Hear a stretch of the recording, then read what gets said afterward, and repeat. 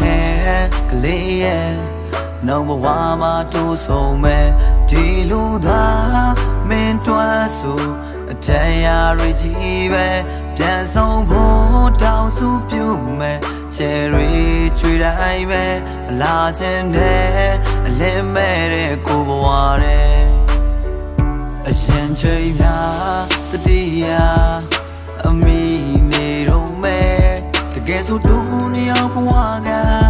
စိတ်ဆက်ဖို့မဖြစ်နိုင်နဲ့အိမ်မက်များလက်တွင်ဖြစ်ရမလွယ်ခဲ့ဘူးကွယ်ရှင်မလွယ်မီကိုကျွမ်းလောင်နေစေအရင်ကအနံလေးတွေအမေပြလိုက်ပါကလေးရဲ့အစိတ်ရချလို့မင်းမျက်ရည်မချွေပါနဲ့အတူမတဲ့အိမ်မက်တွေအရာရာပြတ်တော့လဲနှုတ်ဘဝတိဆက်ချင်နေမယ်မကူပါနဲ့ကလေးရဲ့နှုတ်ဘဝမှာတူဆုံးမဲ့ဒီလူသားမင်းတွန်းဆိုအတရားရကြီးပဲပြန်ဆုံးဖို့တောင်းစုပြုမဲ့ချယ်ရီချွေတိုင်းပဲမလာခြင်းနဲ့အလင်းမဲ့တဲ့ကိုဘဝတဲ့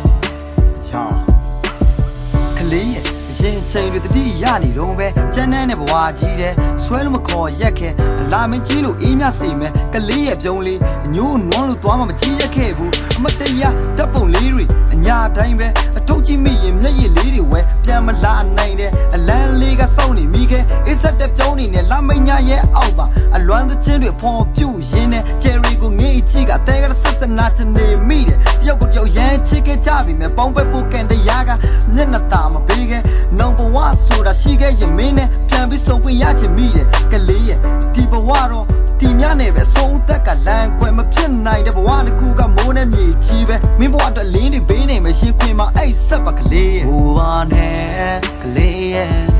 နှုံဘဝမှာတူဆုံးမဲ့ဒီလူသားမင်းတွန်းဆိုအတရားရကြီးပဲပြန်ဆုံးဖို့တောင်းစုပြုမဲ့ချယ်ရီ